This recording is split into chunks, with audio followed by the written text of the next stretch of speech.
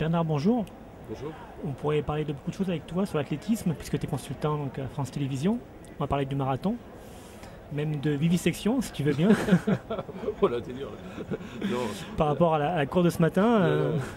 Donc, ton avis sur ces championnats d'Europe, sur cette course masculine? Il faut préciser vivisection, non simplement ils arrivaient dans un tel état de déshydratation, ils sont déjà, je dirais, avec des masses graisseuses très faibles, donc c'est vrai qu'on voyait tous les muscles, on aurait pu les disséquer. Voilà. La comparaison va s'arrêter là. Non, ça a été une course très difficile, hein. Ça se gagnait en 2h15, 2 minutes d'écart entre le premier et le second, plus de 2 minutes. J'ai rarement vu ça en grand championnat, même avec des conditions aussi extrêmes. Ça veut dire qu'il y avait une véritable différence entre le vainqueur, Rothlin, et les autres, quoi, voilà. Pourquoi cette différence? Voilà, je sais pas, voilà. On a remarqué que ce soit Rothlin ou Martinez, on n'avait pas couru de marathon cette année, contrairement donc, au jeune russe qui lui a dû se qualifier et courir à Daugou en 2:12. Dans un grand championnat comme ça, c'est important pour arriver avec beaucoup de fraîcheur de ne pas disputer un marathon, on va dire 6 mois avant. Oui, 6 mois je sais pas, mais tout dépend le passé. Vous pouvez en faire un peut-être 4 mois avant, si jamais celui d'avant n'est pas 6 mois. Donc on sait qu'une moyenne c'est 2,5 maximum par an en jouant sur plusieurs années, quoi. 5 sur 2 ans. Donc il faut voir comment cela s'inscrit. Un marathon, un deuxième marathon 3 mois après, ça passe parfois, mais c'est risqué.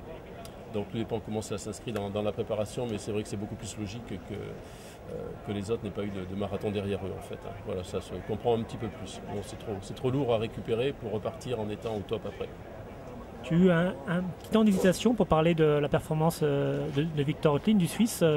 Pourquoi tu doutes de ses performances? Non, on n'a pas le droit de douter. On n'a pas le droit de douter. Pourquoi douterais-je? Je dis simplement que c'est surprenant, c'est tout. Alors après, les interprétations, vous savez, il y a autant de raisons de douter que de ne pas douter. C'est un jeu auquel je ne me livre plus depuis fort longtemps. Donc champion de France donc, en 1982 avec un chrono de 12,53. Les meilleurs Français d'aujourd'hui, on l'a vu avec James, est à ce niveau. Comment tu expliques souvent que le fait que le marathon français soit toujours à ce niveau? Oui, ce marathon est un petit peu sinistré. James a fait 2,10 quand même, il a couru beaucoup plus vite l'année dernière au marathon de Paris. Non, je pense que si le marathon est sinistré, il y a eu quelques athlètes d'exception qui ont existé sur les 6 dernières années. Hein, voilà. Qui ont caché un petit peu une réalité, c'est-à-dire que la course sur route est lucrative. Pour aller sur marathon, il faut quand même avoir une grande valeur pédestre de base 5000, 10 000. Il faudrait véritablement qu'il y ait un engagement des coureurs de 5000, 10 000 vers cela. Mais pour ça, il faudrait qu'il y ait une réelle motivation de l'entourage aussi, une compensation financière aussi, parce qu'on ne peut pas aller courir toutes les courses sur route tous les dimanches, qui est véritablement une politique et une stratégie marathon, ce qui n'existe pas. Mais on ne peut faire aussi qu'avec les moyens du bord, c'est-à-dire qu'avec les choix des gens, on ne peut pas imposer aux gens ce qu'ils doivent faire ou non, c'est ainsi. Tu as évoqué donc cette génération d'exception. L'est-elle vraiment dans la performance ou Pardon ? Tu as évoqué cette génération d'exception. Là aussi, il y a beaucoup de questions qui sont posées. La génération d'exception, mais non, mais tout le monde, il y avait Pierre Lévis, il y avait Box, il y avait Chocho, se qualifier pour les Jeux, je dirais, à cette époque-là, était véritablement très difficile. Le championnat de France ne gagnait pas en moins de 2,12 quand même. Maintenant, il se gagne en 2,18, mais c'est surtout pas la faute à ceux qui se gagnent en 2,18, c'est la faute à ceux qui sont en 2,12 et qui n'y vont pas. À cette époque-là, on ne sortait même pas pour aller faire New York parce qu'il y avait le championnat de France et qu'il fallait tous se rencontrer. Donc il y avait une espèce d'osmose. C'était peut-être une époque aussi, on avait des camps d'entraînement ensemble. On se baladait, aller à Stockholm faire un marathon pour finir une sélection, pour voir qui l'emporterait ou pas. C'était un peu foufou, on défrichait les méthodes. Mais d'un autre côté, il y avait une spontanéité qui a peut-être été un petit peu perdue. Je ne sais pas. Je ne sais pas. En tout cas, il faudrait peut-être les regrouper, donner un petit peu de fraîcheur. Peut-être faire des stages avec des marcheurs, des triathlètes, inventer quelque chose de nouveau parce que dans le contexte actuel on ne peut pas s'en sortir, je pense. Il y a eu la génération des coureurs donc en 2,6, 2,7. Est-ce que tu penses que cette génération-là a un petit peu tué l'esprit du marathon en France en se disant voilà, il faut être à ce niveau-là pour maintenant faire des grands championnats, pour faire des grandes courses et puis oublier après on a vu encore cette année donc de ne pas faire les grands championnats, mais parce qu'on est meilleur et on peut gagner de l'argent sur les autres marathons? Non, c'est vrai que pour monter sur marathon, on sait le temps qu'il faut pour progresser, même les meilleurs. Regardez Gebre Selassie pour faire son record du monde, il a balbutié, enfin j'aurais aimé balbutier à son niveau, mais il a eu 2 ans pour y arriver quand même, malgré tout le talent qu'il avait sur 10 000 mètres. Il faut accepter de rester au placard pendant quelques années, il y a beaucoup d'aléas, il y a aussi le fait que souvent il faut gagner sa vie. Vous êtes obligé de courir à droite, à gauche pour gagner votre vie sur des courses sur route.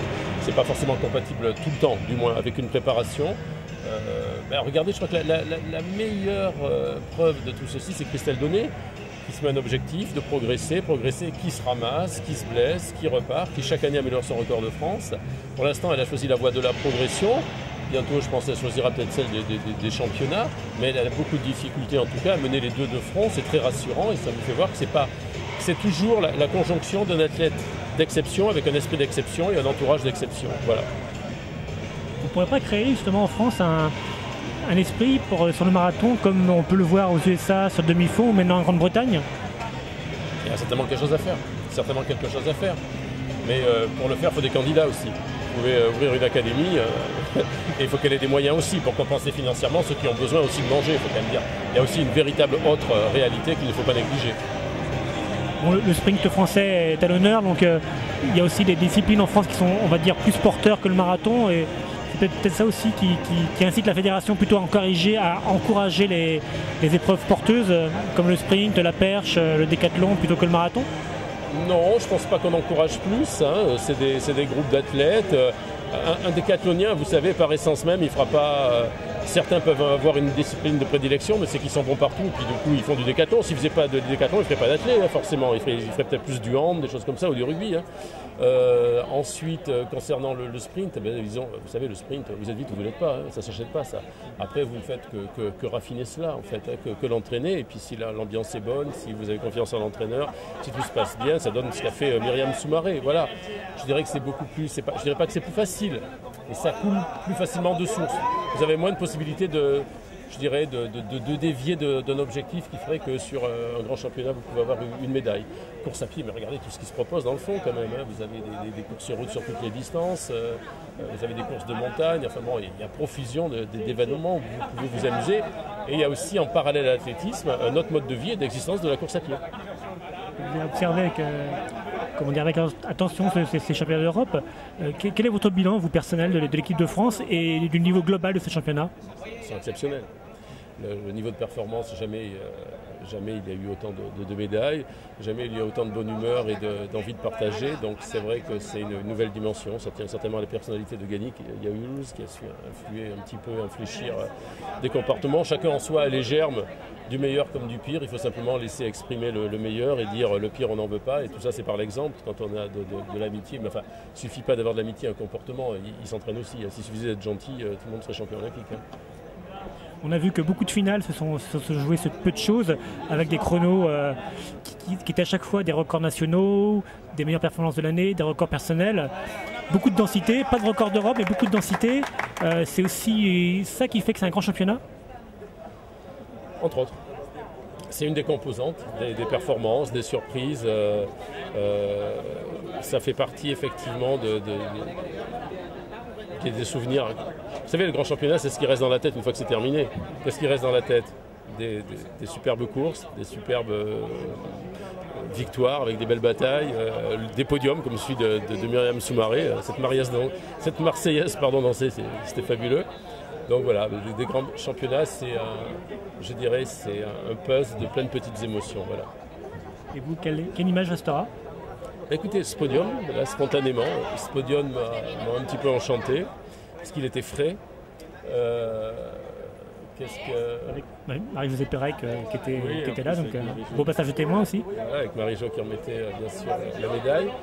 Donc il y a eu ça, il y a la dernière ligne droite de Casado, parce que je m'y attendais, parce que je trouvais que c'était un petit peu, ça faisait partie des choses implacables, prévues, mais bien prévues, quoi, sympa, sur 1500 mètres.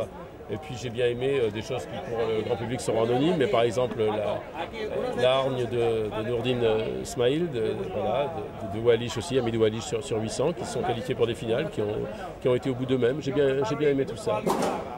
Et également la finale de Johan Koval sur 1500 mètres. J'ai la peine pour Johan, parce que déjà il avait balbutié stratégiquement ça. D'abord je l'aime bien. C'est un gars bien, il a balbutié un petit peu sa demi-finale, il a été qualifié, il a rebalbutié malheureusement stratégiquement sa finale alors qu'il avait quelque chose à faire, mais je pense qu'il aura beaucoup appris. Parce que je le sentais très très contrarié et amer, et de cela va nous prendre certainement conscience, il va prendre conscience d'une nouvelle stratégie. Maintenant, on voit des choses quand même, je crois qu'aujourd'hui, il n'y a pas que le record. Vous avez des 1500, c'est 1000 mètres de pré-fatigue et ensuite un 500.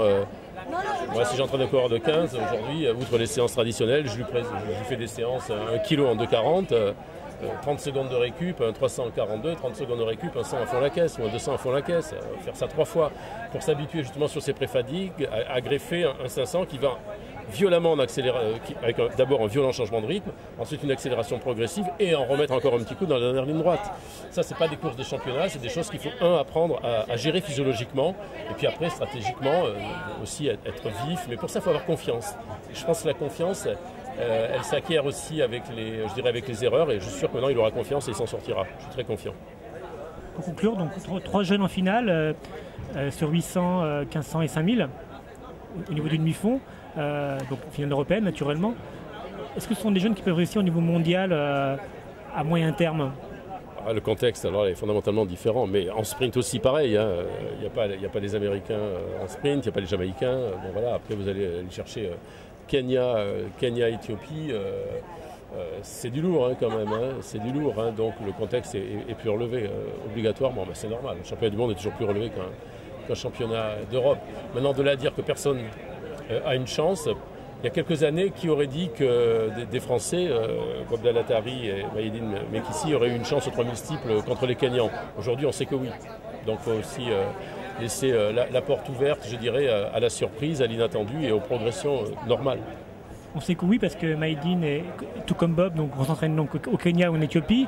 Prendre la mesure de ce qui est fait là-bas, c'est une solution pour ces jeunes d'aller voir ailleurs, comme peut-être aux USA pour le demi-fond, voire en Grande-Bretagne? Pourquoi pas? Dès que vous côtoyez d'autres univers, ça vous ouvre la tête. Ce qu'il faut, c'est pas se tromper d'univers. Déjà, en allant au Kenya, en Éthiopie, on ne se trompe pas beaucoup. Mais effectivement, c'est une voie, c'est une des clés. C'est une des clés. Il y en a d'autres, très certainement. Bernard, merci. De rien. Avec plaisir.